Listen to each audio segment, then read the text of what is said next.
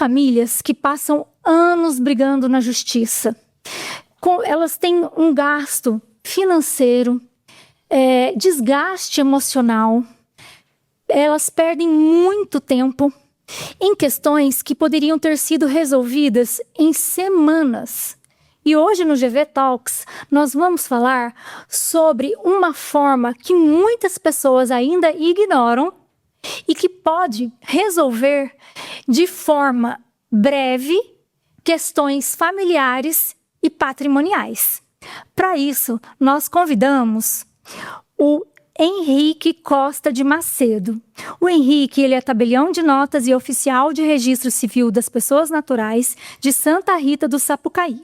Desde 2008, fez direito na Universidade Presbiteriana Mackenzie, em São Paulo, é casado e pai de 2 filhos. Está à frente do cartório há quase 2 décadas e ano passado foi condecorado com o título de cidadão honorário santarritense pelos serviços prestados. Seja muito bem-vindo, Henrique. Eu quero agradecer em nome do GV a sua presença, a sua disponibilidade, a sua atenção conosco. Eu que agradeço. Agradeço vocês pelo convite. Espero que a gente possa debater, trocar ideias muito proveitosas, e foi o que você falou. O cartório, às vezes, ele é muito esquecido pelos operadores do direito, que ficam naquela questão apenas do contencioso, que tudo depende do judiciário, tudo depende do fórum e tal, e o advogado pode ser muito importante, fazer essa ponte entre a parte e o cartório. Então, estou muito feliz de ser convidado hoje por vocês e a gente poder conversar sobre isso. Vamos conversar, nós vamos falar, né, sobre tudo que dá para fazer no cartório e o que tem também de benefícios, né, Sim. em fazer assim. Mas antes disso, eu quero agradecer a nossa parceira, a Anastácia Boutique, pelo carinho e pela parceria nesse momento tão especial da nossa vida profissional. A loja, gente, tem uma curadoria incrível de marcas, trazendo uma moda sofisticada, minimalista e extremamente elegante. E o que eu mais admiro na Anastácia é a proposta de vestir homens e mulheres com refinamento. Vocês podem ver que nós estamos vestindo a Anastácia, tanto eu quanto a Emanuele, e nós agradecemos muito essa parceria e o carinho de vocês. Se você ainda não conhece a Anastácia Boutique, siga o perfil deles na rede social, @Anastácia Boutique. Bom, hoje nós vamos então falar sobre questões que podem ser resolvidas no extrajudicial, né? A gente tem aí muitas lives e faculdades falando sobre isso, mas ainda não se tornou uma cultura. Eu acredito, Henrique, que isso ainda aconteça porque tem muitos advogados que ainda acham que o receber honorários maiores tem a ver com o contencioso. O que a gente sabe que é um mito. Exatamente. Né? Porque eu falo assim, o trabalho é o mesmo.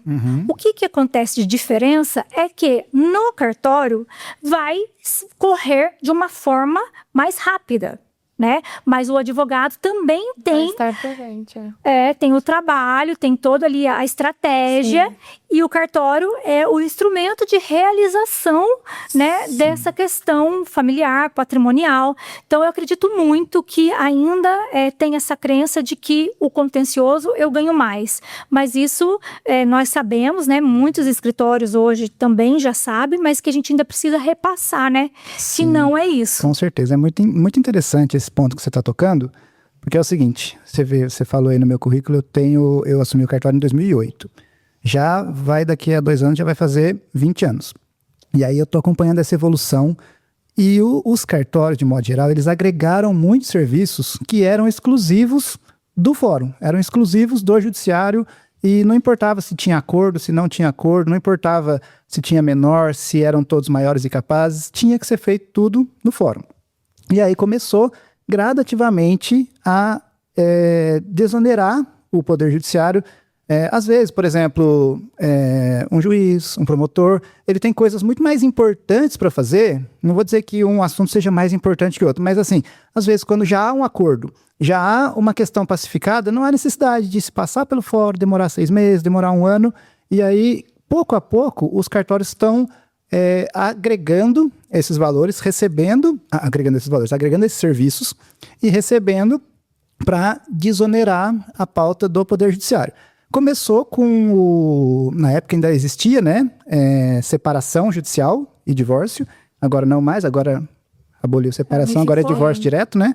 Mas na época em que começou a passar serviços para o cartório, tinha ainda separação judicial e divórcio. E eu lembro que era muito assim, tinha uma resistência muito grande das pessoas. Mas será que no cartório vai dar certo? Será que vai valer a pena? Será que vai ter a mesma validade? Será que vai ter a mesma segurança?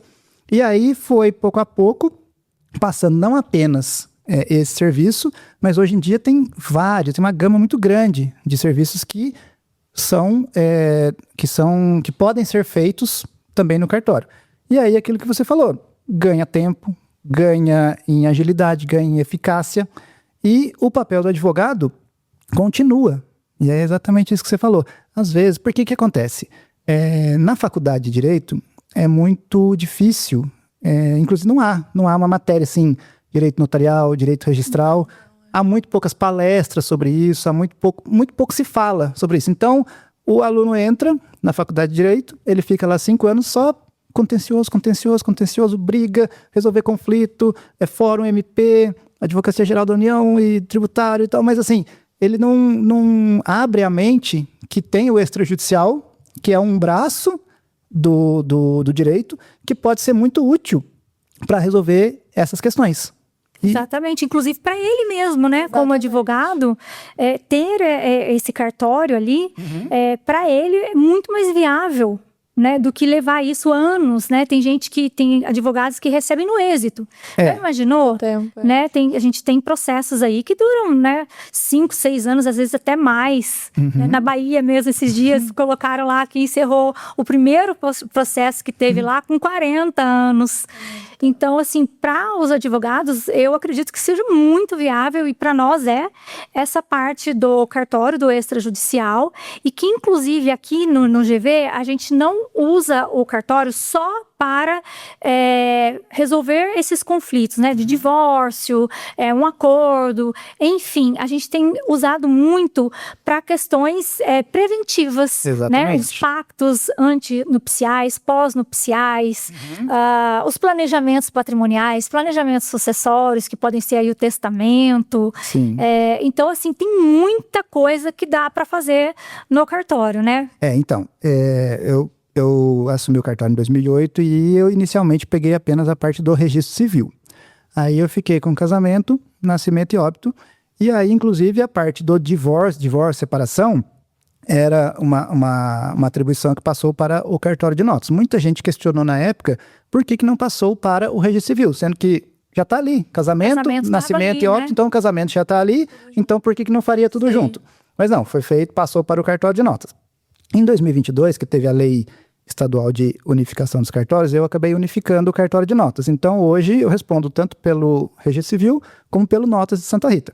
E aí, a gente vê que tem uma série de serviços, que nem você falou, separação não tem mais. Então, seria o divórcio, seria o pacto antinupcial, seria a doação, seria o inventário, seria o testamento. Alguns serviços desses serviços são obrigatórios a presença do advogado. Outros não são, mas é aconselhável. É isso que eu ia chegar nesse ponto com você. É muito aconselhável a participação do advogado, porque, via de regra, a gente lida com pessoas leigas.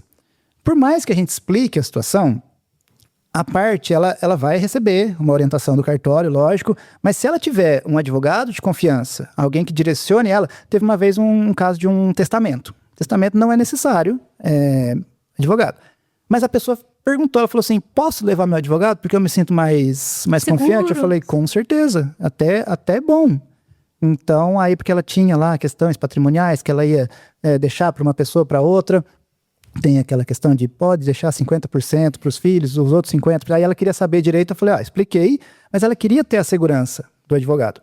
Às vezes uma coisa boba dessa evita um transtorno familiar para frente, que a pessoa não está vislumbrando, mas assim, quando acontecer, aí ela vai se arrepender. Pode ser evitado, né? Mas da mesma forma que você acabou de falar, que nesse caso a pessoa quis levar um advogado. Você vê resistência em ter a presença do advogado, por exemplo, nos serviços que são essenciais. precisa do advogado para assinar, por exemplo, o inventário. Você vê resistência, assim, da população, vamos dizer? Pelo menos em Santa Rita, não. Não? Pelo menos lá em Santa Rita, não sei como é que é Pouso Alegre, outras cidades, mas pelo menos lá em Santa Rita as pessoas acolhem bem. Sim. Inclusive eu fiz uma palestra lá na OAB de Santa Rita em agosto do ano passado. E aí eu até passei exatamente isso, essa questão de todos os serviços que são obrigatórios e todos os serviços que, apesar de não serem obrigatórios, o advogado tem no portfólio dele digamos, uma carta na manga para ele chegar e oferecer para o cliente, falar assim, olha, se eu te acompanhar lá, você vai ser mais bem assessorado, você vai ter mais essa assessoria, você vai ter mais essa, digamos, essa orientação. Então, assim, até para vocês mesmo, como advogados. Né? Sim. É o que eu falo aqui para os clientes que chegam, por exemplo, que a gente faz um pacto antinupcial. Não precisa do advogado. Não. Mas a gente faz esse pacto voltado para o perfil do casal, né? Então, eu acho que isso também facilita para o casal colocar questões que às vezes ali no cartório, que é mais genérico, não vai pegar e ouvir as pessoas e ficar colocando. Exatamente. E às vezes a pessoa nem sabe o que pode, o que não pode colocar lá. Então a gente estrutura esse pacto antinupcial, que é muito aconselhável mesmo ter, né, o advogado. Tem inúmeras questões, né? Igual você falou do testamento. Às vezes a gente já pode fazer de uma forma que esse testamento não seja contestado lá na frente. Uma doação também, né? Colocar as cláusulas que sejam viáveis para aquela pessoa que está doando. Então, eu acho assim que a presença do advogado, apesar de não obrigatória, eu acho que é muito estratégica. Quer ver uma situação? Você falou do pacto. O pacto é raro de acontecer. Mais de 90% dos casamentos são pelo regime normal de comunhão parcial de bens. Mas quando a pessoa se interessa a fazer, seja separação de bens ou comunhão universal de bens, é porque 99,9% tem bens. Então, se tem bens e há uma preocupação com esses bens, é aconselhável que a pessoa seja orientada. Não adianta nada, ninguém casa pensando em separar. Mas as pessoas têm que se prevenir. Ainda mais pessoas que têm bens previamente. Ou a família dele ou dela é muito rica e quer se preservar, e a outra, às vezes, não considera assim, o outro pode estar casando por interesse, ou então, às vezes, não é tão rico, então vou me preservar. Ou então o casal já morava junto, já constituiu um patrimônio, alguma coisa e tal, e quer que aquele regime entre como, aquele bem entre para os dois. Para os dois, é comunhão. Então, ou é separação de bens ou é comunhão universal de bens. Mas é necessária, assim, é muito, muito importante a participação de vocês nesse aspecto para dar uma segurança para as pessoas. E não só nessas questões familiares, né, Henrique? Hoje também a gente faz lá no cartório com você uso capião, adjudicação compulsória. Vieram essas questões patrimoniais também para o cartório e que também, para nós advogados, é também muito benéfico por causa do tempo, né? Exatamente. O que capião, você por exemplo, me diz do tempo, assim, por exemplo, na justiça, uma ação de uso capião pode demorar aí 6, 10 anos, né? No cartório, tendo toda a documentação já adequada mesmo. Correto. Vocês fazem mais ou menos em quanto tempo? O uso capião é uma das que mais demora, inclusive. Que mais demora. Porque exige uma documentação, exige um conjunto probatório, porque não passa apenas pelo cartório de notas, mas o cartório de notas vai formalizar uma escritura para ser levada uma ata que vai ser levada no cartório de imóveis e eles ainda vão... É como se fosse uma verificação em 2 fatores. Então, eles vão analisar lá também. Não apenas o documento que foi feito no cartório, mas o resto dos documentos que vão apresentar. A documentação que foi apresentada no cartório de notas, eles também verificam de novo. Verificam. Mas, via de regra, demora 6 meses a 1 ano no máximo. E é um dos serviços mais demorados. Às vezes, os outros serviços demoram muito menos. Uma coisa também que a gente também sempre indica aqui é inventário, né? Que normalmente os clientes que nos procuram já vêm com uma estrutura familiar, um planejamento ali feito, né? E então já sabem todos o que vai acontecer, não tem briga, não tem nada. Eu falo, então vamos pro cartório. Sim. Né? E eu lembro que teve um inventário que foi quando começou a fazer inventário em cartório, isso já tem muitos anos. Eu fiz lá em Santa Rita um inventário extrajudicial, eram 3 ou 4 irmãos. E nossa, eu fiquei encantada que o inventário terminou em 2 meses. Exatamente. 2 meses. E aí no fórum você perderia 2 anos, No 3, mínimo, 4. pra mais. É. Então, assim, isso que eu acho fantástico no extrajudicial é essa questão do tempo. E uma coisa que é importante falar é que, assim, você leva para o fórum, que seja um inventário, que seja um usucapião, não é culpa das pessoas, não é culpa do juiz, do promotor, do servidor, do advogado, não é culpa de ninguém, é o sistema. O sistema, ele é, de modo geral, ele é burocrático. E o cartório extrajudicial, ele veio para tanto desafogar o judiciário, como desburocratizar essa parte. Você falou aí, eu até tinha esquecido, mas assim, eu falei do pacto, falei de separação e divórcio, doação, inventário, todos os serviços que passaram a ser inseridos no cartório. Você ainda falou da adjudicação compulsória, usucapião, arbitragem tem também, conciliação. Vocês tiveram, né, uma capacitação, né? Isso é muito legal. Mas assim, a gente não fez nenhum ainda, porque assim, é muito raro e é muito... Não é algo tão procurado. Não é. E justamente pelo desconhecimento das pessoas. Exatamente. Mas é um avanço gradual. Não vai ser do dia pra noite. Não, realmente. Até a gente estava comentando hoje que às vezes até o direito não dá conta de acompanhar, né, a inovação da nossa, né, vamos pôr assim. Então o pessoal ainda realmente não tem tanto conhecimento. Mas até essa questão do tempo na própria faculdade a gente aprende sobre celeridade processual. Então a gente pode até atrelar o processual ao extrajudicial. Porque, né, se a gente focar exatamente. nisso... Na faculdade você aprende sobre celeridade processual no âmbito do judicial. Mas aí você Ninguém tem que se preocupa, abrir a mente e falar, opa, tem essa possibilidade ali no extrajudicial que vai ser ainda mais rápida. E você trazendo isso, eu lembrei também dessa questão que ainda acredito que também há essa crença negativa, né? De que levando para o extrajudicial, a pessoa, igual você trouxe, né? A pessoa pode falar assim, e se der errado esse acordo que eu tô fazendo lá? Como que eu vou cobrar isso depois, né?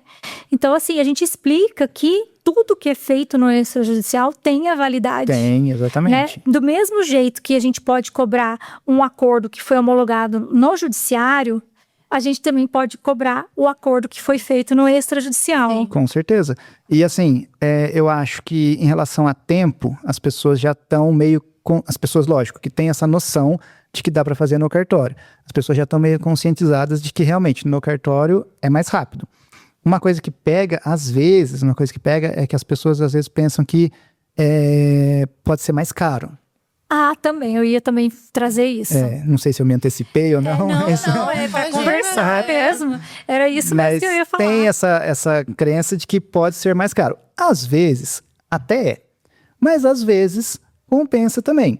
Eu costumo sempre fazer a comparação, imagina, porque isso aí vem desde a época que cartório não era concursado. Os titulares de cartório não eram concursados. Né? Era passado de pai para filho, às vezes se o filho não podia, indicava um sobrinho, um irmão, alguém e tal, mas ficava naquele âmbito familiar. E aí, as pessoas não tinham aquela, vamos dizer assim, aquela sede de aprender, de interesse de se aprimorar, interesse de melhorar o serviço e tal, ficava lá na zona de conforto. Inovar, né? Exatamente. Aí veio a Constituição de 88, definiu que para ser titular de cartório deveria ser por concurso público. Só que como tudo no Brasil é demorado, né? O sistema é muito burocrático. Você vê, a Constituição foi de 88. Os primeiros concursos de cartório, porque aí passou para cada estado regulamentar seus concursos. O primeiro concurso de cartório começou a ser mais ou menos 10 anos depois. Então, São Paulo acho que o primeiro foi em 97, Minas acho que o primeiro foi em 99. Então, passou 10 anos até criar lei, formalizar concurso e tal. Beleza, mas nós já estamos em 2026. Então, cada vez mais, os cartórios estão preenchidos por titulares concursados. Isso aí presume-se, de modo geral, que são pessoas que estudaram, são pessoas que passaram no concurso, a pessoa tem o cartório é vitalício, a pessoa vai se empenhar para fazer o cartório. Hoje em dia tem muitas coisas online, então a pessoa vai se empenhar para fazer cada vez o cartório melhorar. Sim. Então, isso tudo foi fazendo com que essa crença de assim, eu não vou levar no cartório porque é um serviço caro, burocrático e ruim. Então, assim, você vai no restaurante, por exemplo. Você vai no restaurante, você vai pagar R$20. Você não vai poder exigir que a comida seja muito boa. Você vai no restaurante, você vai pagar R$200. Se a comida for boa, bebida for boa, você vai sair contente. Você vai sair satisfeito. Você fala assim, pô, eu paguei um dinheiro, mas valeu a pena. Valeu a pena. Eu saí satisfeito. É a mesma coisa que acontecia nos cartórios. Às vezes você pagava caro lá atrás, e aí passava 3 anos, 5 anos, 10 anos, você descobria que tinha uma irregularidade. E aí, pô, eu paguei aquele valor, agora eu vou ter que pagar de novo para resolver e tal. Então as pessoas ficavam naquela crença de, serviço de cartório é muita taxa, muito burocrático e tal. Hoje em dia, o que eu vejo é o seguinte, ainda tem essa crença, mas a partir do momento que a gente explica para a pessoa, fala assim, olha, você vai ter a segurança jurídica, você vai ter a orientação tanto do cartório como de advogado, fazendo e tal, para que tudo caminhe para dar certo. A gente, lógico, somos humanos, todos às vezes acaba errando. Sim. Mas o ideal, assim, você está buscando dar certo. A pessoa vem com um problema para você, fulano morreu, ou então quero fazer uma doação, ou então quero fazer um pacto. Eu vou pagar, sei lá, R$500, então vou pagar R$1.000. Beleza, vai ficar caro, mas é uma coisa que você vai ter a certeza que vai dar certo. Vai, assim, você fez o documento, esse documento vai produzir efeitos e você vai ter a segurança. Então, essa questão do valor, às vezes você vai fazer no fórum. Realmente, às vezes no fórum é mais barato, mas vai se arrastar por não sei quantos anos. Mas também não é o que eu indico, que a gente indica aqui. Porque o que eu falo pro cliente? Eu falo assim, vai ser, às vezes, um pouco mais caro, só que vai compensar no tempo. Né? E isso já é mais do que exatamente aquela diferença, né, em dinheiro ali. Mas às vezes a pessoa fica só preocupada com dinheiro. E aí é isso que eu tô falando. Às vezes vale mais a pena você pagar para ter um serviço bem feito. Mas a gente tem um caso também que um inventário, ele começou no judicial porque a pessoa insistiu muito, queria que fosse lá. Por fim, já fazia 3 anos que o inventário estava lá, a gente desistiu e fez tudo de novo no extrajudicial. Mas aí foi mais rápido. Foi bem mais rápido. Compensou a desistência e perder as custas ali. E entrar mas também depois de 3 anos, o que poderia ter sido feito logo no início, né? Sim. Então é uma questão mesmo cultural ali, né? Exatamente. E tem a questão cultural também de brigas, né? De que tudo que eu preciso resolver na justiça é porque as pessoas estão brigando uma com a outra. Às vezes, meu filho, por exemplo, faz faculdade lá em São Paulo, ele é conciliador lá no juizado especial. Ele faz audiências e tal, e ele fala que é muito difícil ter acordo. Você vê, em casos pequenos, casos de pequenas causas. Então, assim, é difícil ter acordo já nas pequenas coisas, nos pequenos conflitos. Imaginem acordo entre familiares e quando envolve dinheiro, às vezes envolve milhões, às vezes envolve uma casa. Às vezes envolve uma casa e, sei lá, tem 5, 6 pessoas brigando, coisa que poderia ser resolvido facilmente, e aí o processo fica se arrastando por anos. Isso é verdade. E outra coisa também, no extrajudicial, você falou aí, trouxe a questão do que é feito lá, né, dos contratos e tal, e aí veio agora uma pergunta, que é uma dúvida mesmo.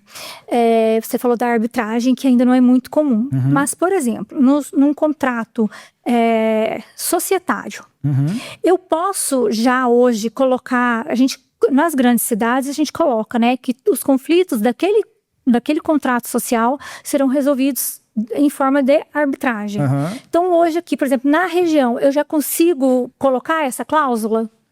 Consegue. E a gente fazer, por exemplo, no cartório de notas? Consegue. Se você não encontrar, vamos dizer, você chega aqui em Pouso Alegre, são 3 cartórios de notas. Você chega lá, vamos dizer, não sei, não conheço, imagino até que façam. Mas se você chegar nos 3 e não puder, você vai em outro, você vai em outro. É isso que eu ia perguntar. Então, por exemplo, se eu estou em Pouso Alegre, não tem, por exemplo, eu posso ir lá e fazer em Santa Rita? Pode, porque, na verdade, a escolha do cartório é livre das partes. As pessoas podem, se você quiser ir lá no Acre fazer uma escritura, você pode. Sim. Mas você tem que pegar o carro, pegar o avião e ir até lá. Não pode ser feito, o titular do cartório não pode invadir a competência do outro e ir presencial lá. Sim. No caso, o cliente pode procurar o cartório. Por exemplo, inventário. Vamos supor que eu tenho uma cliente de São Paulo e eu queira fazer lá com você. Eu posso fazer porque eu posso escolher. Se ela vier presencial aqui, sim. E se a gente fizer pelo e-notariado? Então, pelo e-notariado tem algumas particularidades que é o seguinte, justamente para não invadir... Podia, né? Exatamente. Porque o que acontece? Como cada estado tem a sua tabela de emolumentos, às vezes um estado é mais caro que o outro, um estado é mais barato que o outro e tal, e as pessoas, logicamente... Então, por essa questão. As pessoas, logicamente, se conversam e acabam descobrindo, lá é mais barato, lá é mais caro e tal. Então, o e-notariado, que é a plataforma de videoconferência, que ajudou muito, inclusive, você pode fazer de qualquer lugar, ele tem algumas limitações. No caso, a parte ou o imóvel tem que estar no estado de Minas Gerais. Vamos dizer, vai fazer no meu cartório Santa Rita. Você tem que ter algum comprovante de endereço, você ou, vamos dizer, uns herdeiros, ou viúvo, ou tá, sei lá, tendo uma compra e venda.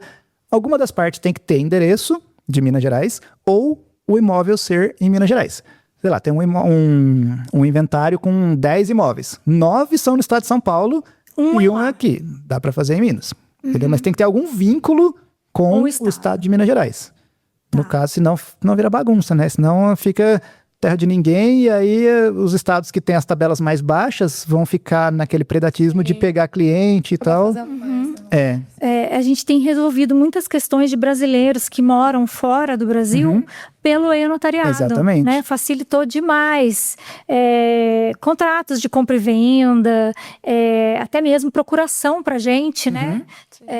E facilitou também ter, né, o cadastro no e-notariado, né? Não, coisa mais simples, né? Esse e-notariado é uma maravilha. É igual banco. Banco, há 10 anos atrás, a gente, para pagar uma conta, a gente ia lá na boca do caixa para pagar a conta. Então, para depositar um valor, você ia lá, não tinha as maquininhas lá fora ainda, às vezes tinha, estava quebrado e tal, aí você tinha que entrar, ficar na fila um tempão e tal. Hoje em dia, não lembro quando foi a última vez que eu fui no banco. Eu também não lembro. Então, aí o cartório é a mesma coisa. O cartório ainda faz muito serviço presencial, logicamente. Mas existe uma ideia, e assim, cada dia mais a gente recebe pedidos de certidão online, a gente recebe, todo dia praticamente tem 2, 3 videoconferências a gente fazendo. Então, assim, é uma tendência de que até 2030, 2030 e poucos, assim, talvez antes de 2035, mais ou menos 10 anos daqui para frente, há uma tendência de que 90% do serviço seja online e os outros 10% seja aquele serviço físico mesmo, de a pessoa precisar ir lá no balcão fazer alguma coisa. Talvez seja aquele serviço que realmente não tem como, de jeito nenhum, fazer. Ou então a pessoa, às vezes a pessoa é mais antiga, a pessoa não consegue, tá com o celular quebrado e tal, vai ter que ter, sempre vai ter que ter, que nem no banco. No banco, você precisar, você precisar, você vai lá no banco, eles vão te atender. Você vai explicar a situação, eles vão te atender. Mas você consegue fazer muita coisa pelo aplicativo. O online é um facilitador. Até esses dias num processo nosso, eu precisei de uma certidão de um imóvel em Ubatuba. Então, assim, se não existisse a possibilidade do online, você pensa, ter que se deslocar até o estado de São Paulo por causa de uma certidão. E a certidão fica pronta em 4 horas. Exatamente. Né? É algo, assim, bem bacana. Assim. Essa rapidez do cartório que você está falando. E, inclusive, essa forma aí virtual, né? Inclusive, a gente aqui no GV, a gente manda lá os serviços, os processinhos lá pro cartório do Henrique, tudo por aqui. A gente nem precisa ir lá, já mando para as meninas lá, já falo o que tá faltando, se tá faltando, como que vai. A gente resolve tudo rápido, virtualmente, né? Graças a Deus. E isso já facilita demais, né? E comparando isso com o judicial, apesar do judicial ser eletrônico hoje, ainda a gente não tem esse contato, né? Exatamente. A gente, por exemplo, em Santa Rita, a gente não consegue ligar, falar na secretaria, né? É só por e-mail. Você tem que ter o WhatsApp das pessoas certas.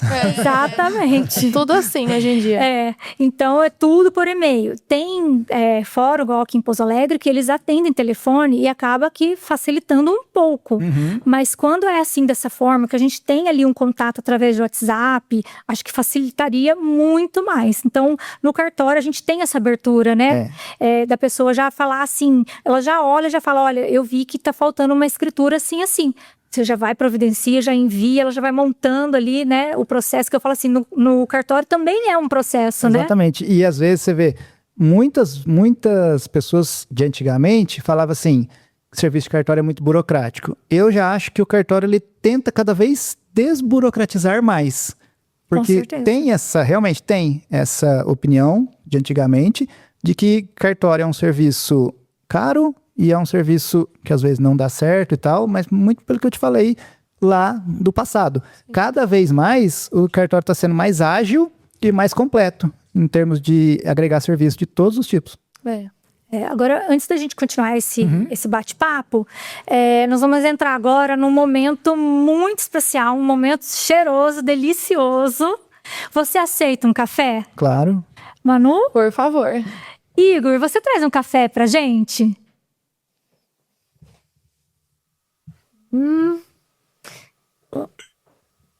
Vamos agora apreciar, degustar um café cheiroso e delicioso. Gente, esse café é muito cheiroso e muito gostoso. Bom mesmo. Eu aproveito, uma delícia, né? Para falar do nosso parceiro super especial, que é o Bela Vista Premium Coffee. Tudo na vida, né, gente, pode melhorar. Comece pelo seu café. No Café Bela Vista, eles selecionam microlotes de cafés especiais. Eles são puros, aromáticos e cheios de sabor, que transformam o seu, o meu, o nosso momento do café em uma experiência. Sigam o Instagram deles, @BelaVistaPremiumCoffee. Realmente... Eu vou até tomar mais um pouquinho, que tá maravilhoso. Muito bom. Bela Obrigada, Vista, Igor. Se quiser mandar lá pro cartório, a gente aceita, viu? Isso. Aí, ó. Então, continuando aqui, você acredita que hoje, por exemplo, o e-notariado. O e-notariado, ele é feito num sistema inviolável, que é a blockchain. Você acredita que ainda vão surgir novas possibilidades da gente incluir outras questões nessa rede blockchain, no cartório, para que aquilo se torne uma coisa extremamente segura? Sim, inclusive está acontecendo. Tinha um provimento do CNJ, que era o provimento 74, ele foi revogado. A partir desse ano, introduziram um novo provimento, que os cartórios eles têm que ter como se fosse uma rede de segurança. Muitas coisas, eu com certeza, mas muitas pessoas da minha área que fizeram direito não têm muito conhecimento de informática. Então a gente está tendo que colocar pessoas especializadas, técnicos de TI, pessoas que já estão nessa área, porque a pessoa tem que ter o conhecimento tanto da informática como da parte de cartório também. Sim. Que são dois conhecimentos bem específicos.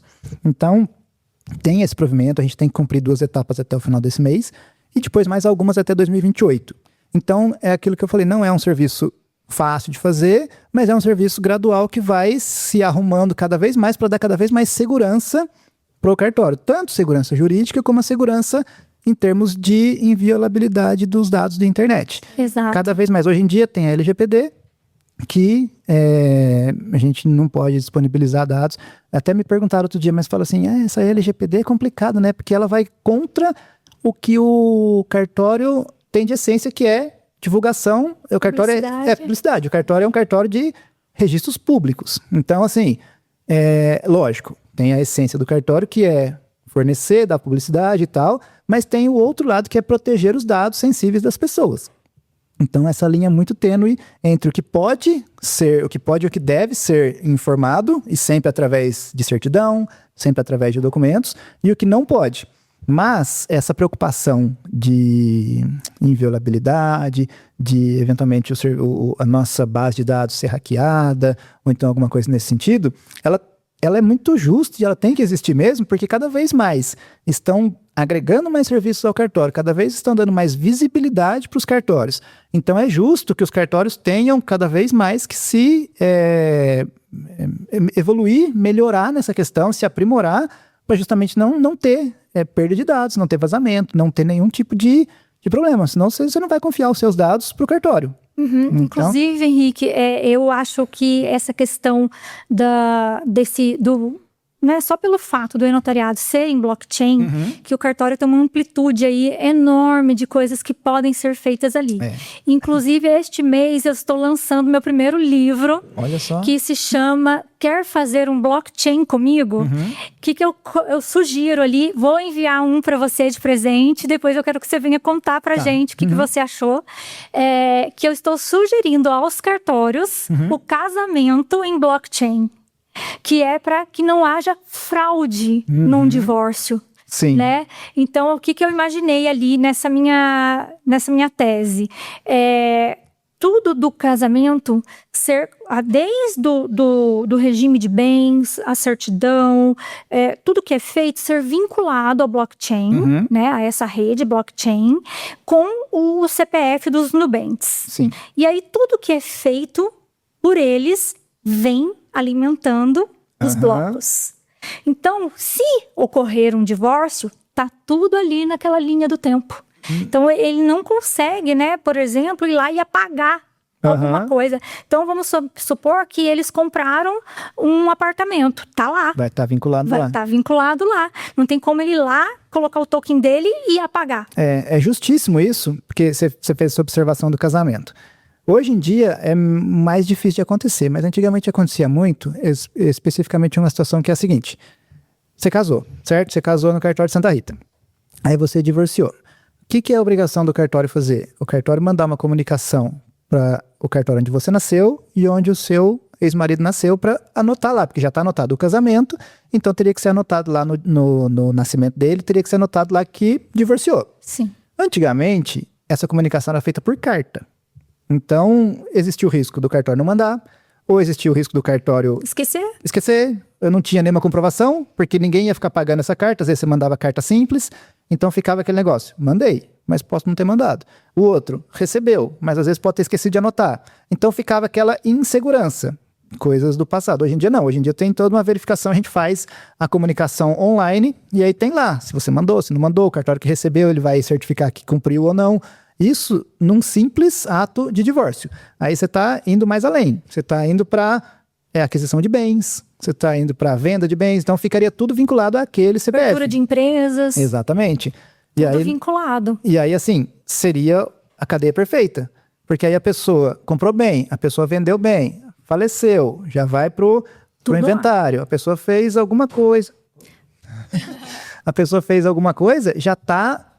Você puxa o CPF dele e não tem como burlar. Sim. Entendeu? É o mundo ideal. Sim. Eu acho que não vai ser fácil de implementar e assim, não vai sair do dia para a noite. Sim. Mas gradualmente. As coisas estão evoluindo muito rápido. Sim. Eu acho que é uma garantia, né? Porque hoje a gente fala do amor líquido, né? Do Bauman. Então, é tudo muito rápido hoje em dia, né? Sim. Tem casamento aí que dura 2 meses, 3 meses. Então, assim, eu acho que a pessoa já colocando aquilo, não, nós vamos casar em blockchain.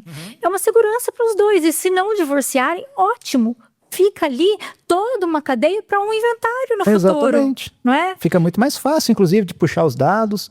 Hoje em dia, está usando muito inteligência artificial também. Sim. Então, vai estar tudo interligado. Aí você bota lá, jogou o CPF da pessoa. Já vai sair 1 minuto de inventário, já vai sair 1 minuto de doação, já vai sair tudo no jeito. Tudo vinculado, né?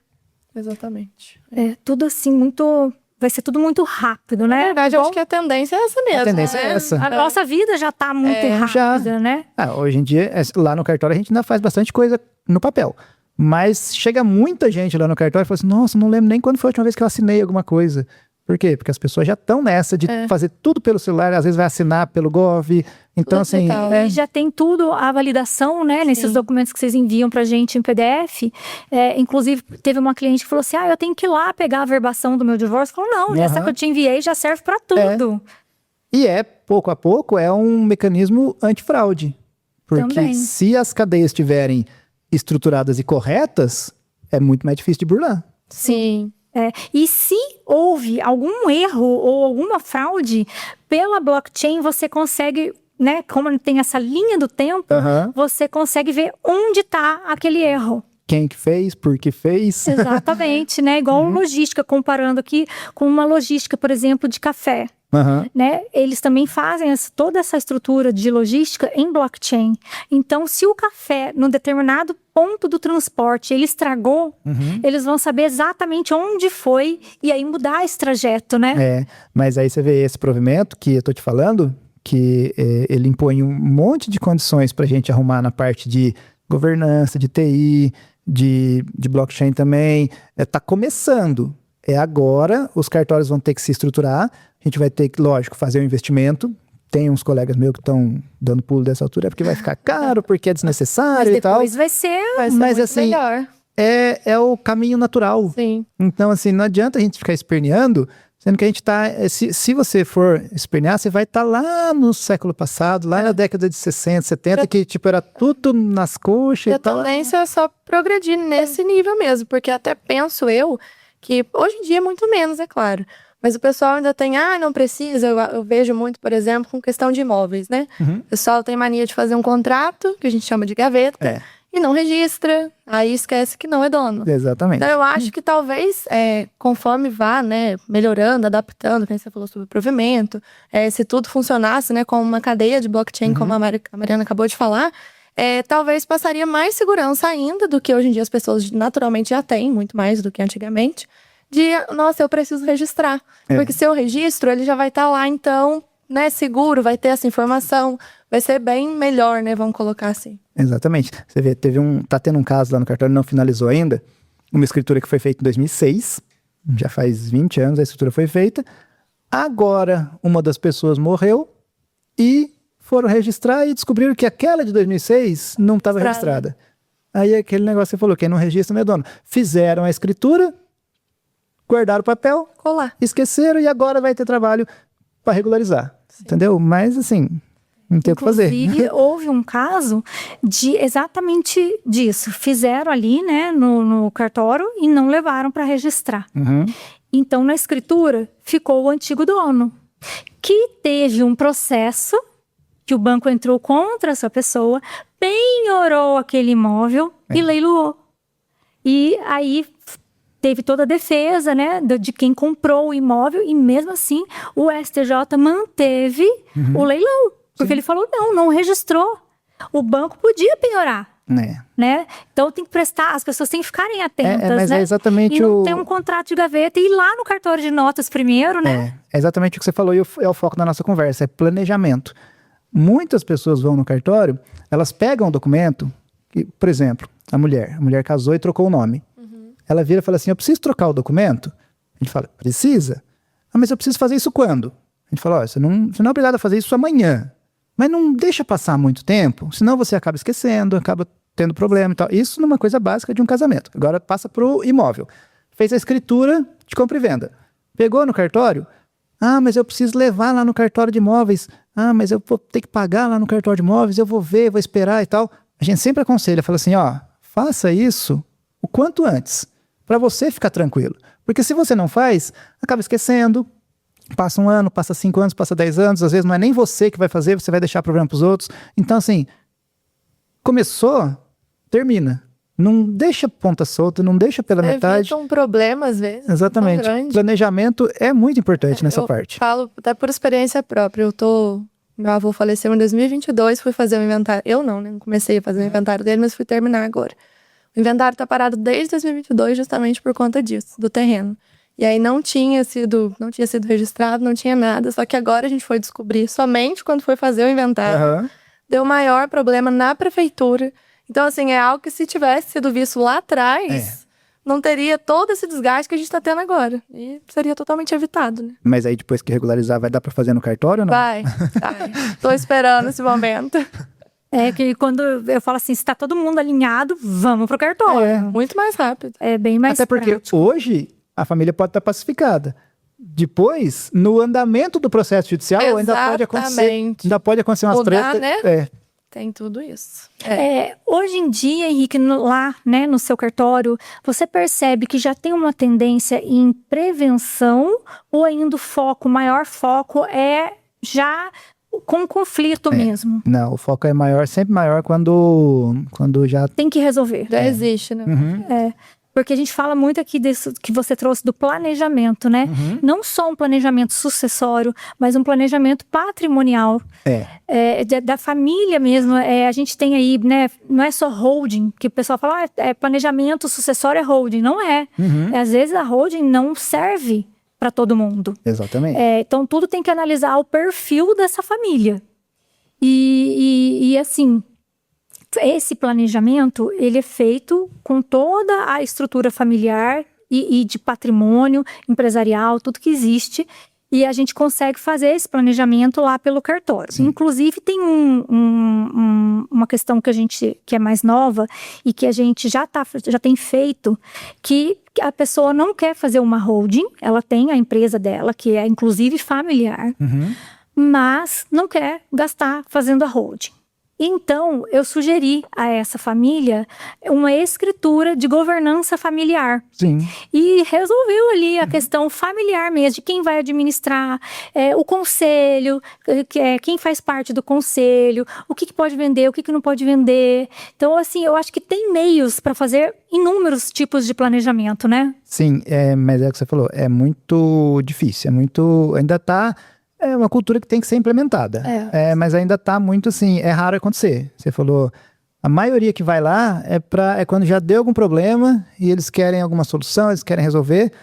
Teve um caso que eu lembro no passado recente, que eu lembro, de um cara que chegou lá e perguntou para mim o que eu aconselhava ele a fazer, que ele tem uma fazenda, o pai dele tá vivo, né, mas então é ele mais 2 irmãos, e o pai dele tem uma fazenda e... queria já deixar tudo certo.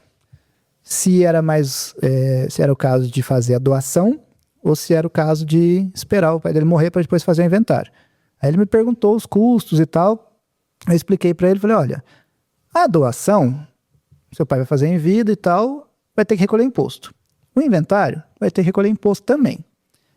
A única coisa vocês vão ver o momento que vocês vão fazer isso.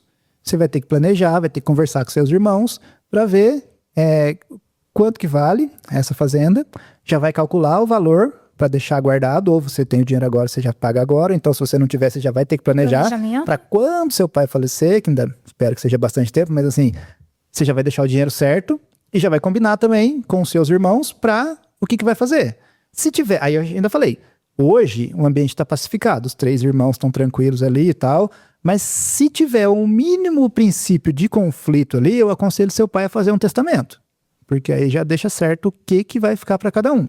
Isso. Mas isso aí é planejamento. Isso aí são poucas as pessoas que vão até o cartório antes, pensam nisso. A maioria depois que o problema está feito. Inclusive, nesse caso que você falou, veio aqui na minha cabeça fazer esse testamento, né? Essa família, o pai lá, fazer o testamento.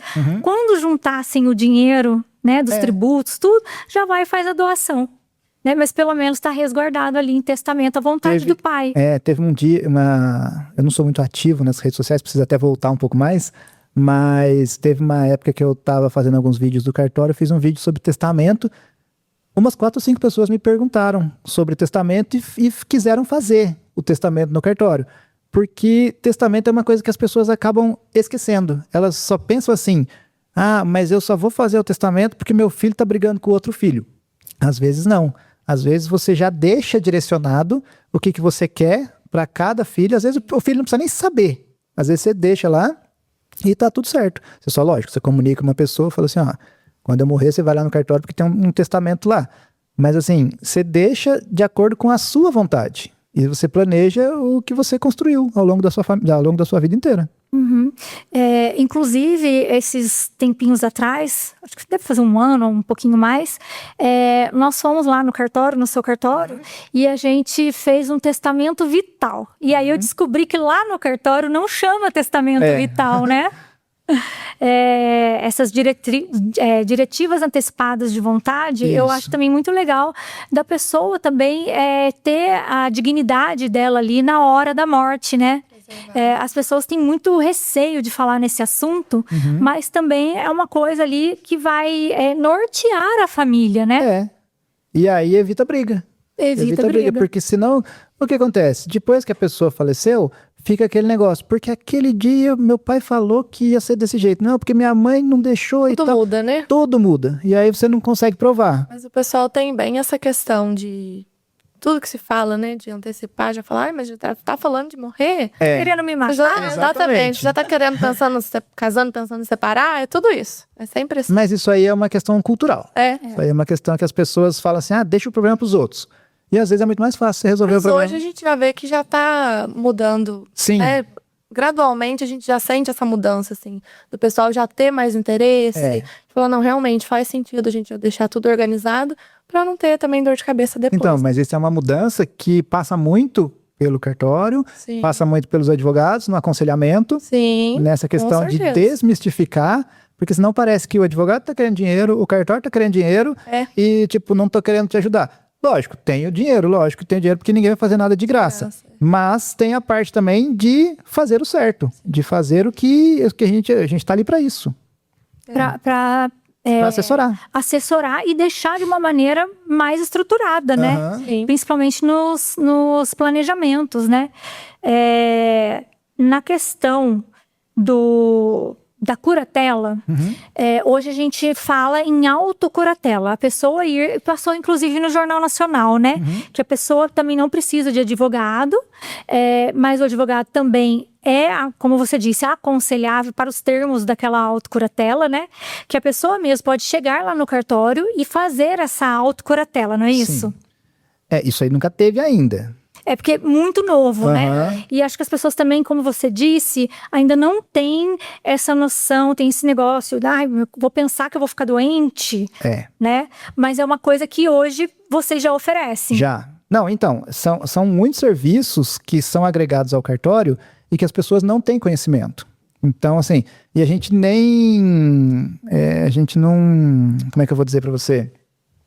A gente nem consegue absorver isso, porque são pouquíssimas as pessoas que perguntam. Aí, vamos dizer, a pessoa vai lá no cartório, pergunta, aí a gente vai desenvolver uma minuta específica para aquela, que tipo, essa da curatela que você está falando aí, geralmente é judicial. A gente recebe sempre judicial e é um parente que vai pedir, que vai fazer e tal. A própria pessoa se dispor a fazer isso é muito complicado, mas pode acontecer. Então, essa questão aí, cada caso a gente tem que estudar para fornecer um documento mais, assim, específico para isso. Porque aqui a gente orienta a pessoa, sim, a fazer a autocuratela, principalmente quando ela tem, né, empresa, porque ali na autocuratela, ela já vai nomear um curador, que a gente aconselha até que seja separado. Um curador que vai cuidar da questão da saúde e um curador para cuidar das questões financeiras. Inclusive, ela pode pôr um curador que não seja da família e pode deixar remuneração para esse curador, né? Exatamente. Então, tudo vem para tentar facilitar na hora mesmo ali da doença, na hora da morte. E é isso que a gente quer trazer para a sociedade. Que eles tenham essa consciência, essa amplitude de ver que o extrajudicial pode fornecer inúmeros serviços, né? Para não só planejamento, mas para toda a questão familiar, questão patrimonial. E que isso traz um ganho, né? De tempo mesmo e de saúde, né? Eu acho que essa questão cultural passa principalmente pela base. Deveria ser, pelo menos pouco a pouco, implementado nas faculdades uma matéria que seja direito notarial registral, uma matéria que pelo menos abra o leque dos estudantes de modo assim, quando eu sair da faculdade, eu não preciso atuar 100% no judicial. Eu posso atuar no judicial também, eu posso atuar no extrajudicial. Tem muita coisa que eu posso fazer no extrajudicial que é totalmente vinculado ao direito, que dá a mesma segurança jurídica, que é muito mais rápido, que é muito mais fácil, ganha os honorários do mesmo jeito, ou até mais, às vezes. E assim, as pessoas ficam muito focadas na parte do direito do judicial, do contencioso, e a própria faculdade deveria abrir o leque, criar uma matéria optativa, ou então desenvolver mais palestras e tal. Porque eu, por exemplo, quando eu saí da faculdade, eu achava que cartório era tudo igual. Qualquer cartório reconhecia firma, qualquer cartório fazia o registro de imóveis. E aí a gente vai descobrindo que cada cartório tem a sua especialidade. É uma função diferente. Eu fazia faculdade lá em São Paulo e eu cheguei, preciso reconhecer firma, vou em qualquer cartório. Aí fui lá no cartório de notas. Não, aqui no cartório de imóveis. Não, aqui não reconhece. Mas eu acho que todo mundo já passou por isso. De você não nem saber onde você vai. Exatamente. Por quê? Porque não teve na faculdade nada direcionado a isso. Sim. Se tiver pelo menos o básico, olha, cartório tem 5 tipos de cartório. Tem registro civil, das pessoas naturais, tem cartório de protesto, tem cartório de imóveis, tem cartório de notas e tem cartório de pessoa jurídica. Sim. Então, assim, são 5 tipos, cada um com a sua especialidade. Então, assim, se você não tiver essa mínima noção, aí, lógico, você terminou a faculdade, você vai querer fazer o quê? O que você aprendeu, o que você mexer com o processo. A gente nem escuta falar em cartório, né, na Exatamente. faculdade. Uhum. Pelo menos quando eu fiz, a palavra cartório nunca apareceu. Parece que é uma coisa além, assim. Na verdade, a única coisa que se fala de cartório, no caso, pra mim, já era o concurso, né? Só isso. Existe o concurso pra ser oficial de cartório. E as pessoas aí falam que ganham dinheiro, que vai lá, faz, isso aqui. É só isso mesmo. Não tem mais nenhum assunto debatido. Mas tem muitas crenças, na verdade. Até esses dias me vieram me perguntar a respeito do inventário mesmo, por exemplo. A questão do prazo. 60 dias depois eu não consigo fazer mais no cartório, então? Consegue. Exatamente. Eu falei, consegue. Só que assim, algumas coisas tão pequenas e que as pessoas realmente não têm informação de nada daquilo, né? Não tem essa... Assim, é que logo depois que a pessoa faleceu, tem um prazo, cada estado tem o seu prazo, mas geralmente varia entre 60 e 90 dias. Para que a pessoa pague o imposto. Porque normalmente a gente fala assim, olha, se você pagar até 60 dias, tem 20% de desconto. Uhum. Você tem o imposto que você tem que pagar, e aí depois o inventário é feito no cartório. Às vezes tem... A família, às vezes, acaba atrasando na entrega dos documentos e tal, mas geralmente até o próprio cartório fica cobrando, insistindo, vamos finalizar e tal, para dar andamento, né? Porque não é legal também a gente ficar com o documento parado lá no cartório, então... E é muito documento, né? Porque você pensar todos os inventários Então, que são feitos...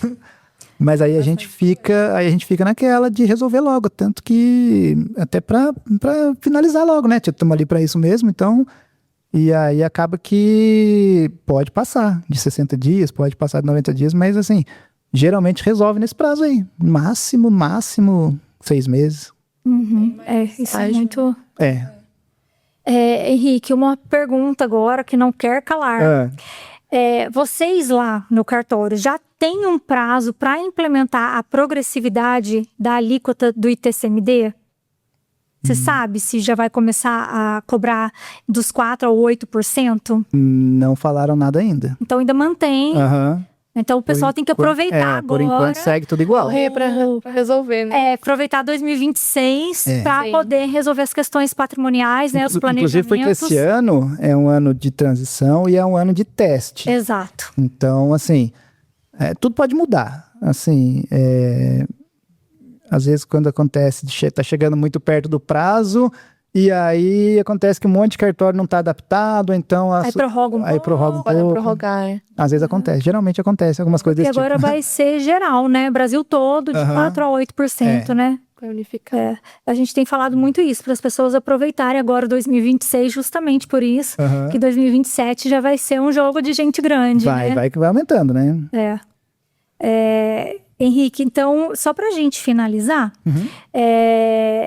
o cartório, ele ajuda muito toda a sociedade, os advogados, enfim. Você enxerga o extrajudicial como uma forma de a gente poder trazer o cliente para mais perto, trazer um cliente que pode ficar ali fidelizado. Eu pergunto isso porque eu acredito assim que na justiça o que acontece lá no fórum, né? Tem muito cliente que manda assim, nossa, nada ainda? Mas já tem tantos dias que você peticionou? Mas não sei o quê. Tem outros que assinam o Jus Brasil só para acompanhar. E aí eu falo assim que eles acabam até trabalhando pra gente, que eles já mandam assim, olha, saiu alguma coisa. Já olhou? Eu não sei o quê. E aí você fica o tempo todo ali olhando e às vezes vem ali, o que ele olhou lá é só uma certidão de juntada de alguma coisa, muito demorado, e acaba assim que muitos clientes, né, muitas pessoas acabam pondo essa culpa no advogado. Exatamente. Nesse atraso, né? Então, assim, você acha que o extrajudicial, ele agora com essa amplitude de serviços, né, ele pode trazer essa visão de fidelizar o cliente no caso do advogado? Sim, acho que pode e deve, na verdade. Você falou aí que às vezes o cliente bota muita culpa no advogado. Eu, depois que eu me formei, eu estava lá em São Paulo, ainda advoguei 3 anos. Antes de passar no concurso de cartório, advoguei 3 anos. E tudo que a grande maioria das coisas que eu via era assim, a gente estava lá no balcão fazendo as coisas, tentando agilizar o processo, e o cliente sempre estava, de certa forma, insatisfeito pela demora. E aquilo que eu falei no começo da nossa conversa. A demora, às vezes, não é do advogado, não é do juiz, não é do promotor, não é do servidor, é do sistema. Sistema pelos seus prazos, pela sua morosidade, por tudo que envolve.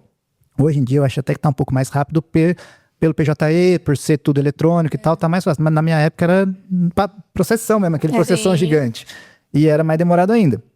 Mas, até o advogado fazer carga, aí fazia a carga do processo, levava, aí às vezes MP, tá lá no MP, aquele processão. Busca e apreensão do processo. Então, Tudo isso. tinha isso também. Mas assim, eu vejo muito isso, essa importância do extrajudicial, porque você falou aí, às vezes o cliente fala assim, o processo não andou, às vezes anda e é uma petição adjuntada, ou então é uma coisa irrelevante. No cartório, por mais demorado que seja, ainda assim é muito mais rápido. É muito mais rápido, né? E passa muito pela satisfação do cliente. O cliente, eu acho assim, que ele não liga, no começo, lógico, você passa um valor para ele, que seja R$1.000, seja 5.000, R$10.000 o valor dos emolumentos. Às vezes pode até ser que o cliente tome um susto. No começo, fala assim, nossa, tá caro isso. Mas depois que ele vê o serviço totalmente feito, concluído e registrado, ele se acalma. Aí ele fala assim, paguei caro, mas valeu a pena. E foi rápido. Então foi uma coisa que resolveu rápido e assim, eu não tive quase nada de dor de cabeça. Inclusive os valores que vocês passam são tabelados, né? Exatamente. Então, assim, não tem nem como falar, de mim cobrou tanto, do outro. E uma coisa que eu ia trazer aqui também é, por exemplo, chega às vezes a cliente e fala assim, nossa, meu divórcio tá demorando, né? Porque o da minha amiga saiu em tantos dias. Ela fala, você tem que ver o que foi a situação da sua amiga, né? E isso também no cartório é muito rápido, né? Mas isso passa principalmente pela consciência das partes e de que assim, as situações podem ser resolvidas sem conflito. Porque geralmente, você vê, divórcio, você fala o quê? Estão brigando, ou então vai ter que resolver a questão de pensão, vai ter que resolver a questão de guarda de filhos e tal. Logicamente, quando tem filhos menores de idade ou incapazes, aí sim, realmente tem que passar pelo judiciário. Mas tem outras situações em que é só questão patrimonial e pode ser resolvida diretamente no cartório. Mas às vezes a pessoa fala assim, não, eu vou porque essa casa aqui, eu lutei por ela, é 50%. Então, às vezes se a pessoa ceder um pouco... Já dá para chegar, né? Dá para chegar e dá para resolver. Mas isso passa pela cultura das pessoas, passa pela orientação do advogado e passa, assim, pela disposição das pessoas de quererem fazer. E do próprio advogado, né? Então, só para a gente finalizar aqui,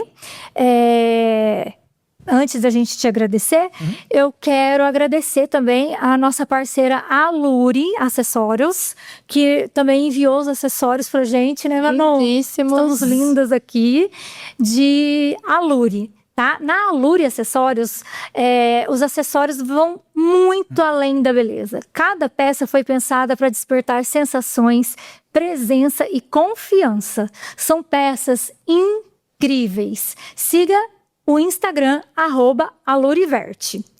E, Henrique, nós gostaríamos muito de te agradecer. E, Igor, você traz para nós aqui a lembrança do Nossa, que chique, hein? Queremos te dar essa lembrança. Muito obrigado. E agradecer mesmo a disponibilidade, a sua fala, as questões que você trouxe, que acredito muito que vão ajudar aí as pessoas que estão assistindo, que estão ouvindo o GV Talks, e que a gente quer trazer cada vez mais informações mesmo para as pessoas terem a nossa parceira, né? Bela Vista Premium Coffee. Tem muita coisa aqui.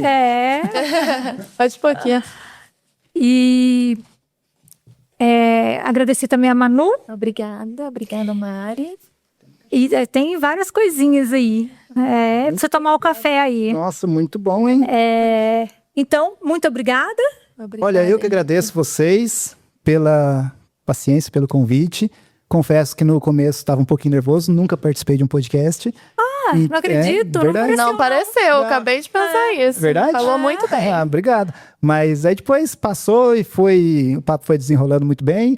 e fui ficando mais... E depois ainda vou te convidar para vir falar do livro, Será um prazer. né? Mas aí fui ficando mais confortável e pra onde que eu olho? Onde é que... Aqui, Pra sua cá. cara. Aqui? Ah, Isso. então. Agradecer, gente. Obrigado pelo convite, pela paciência. Um ambiente maravilhoso aqui.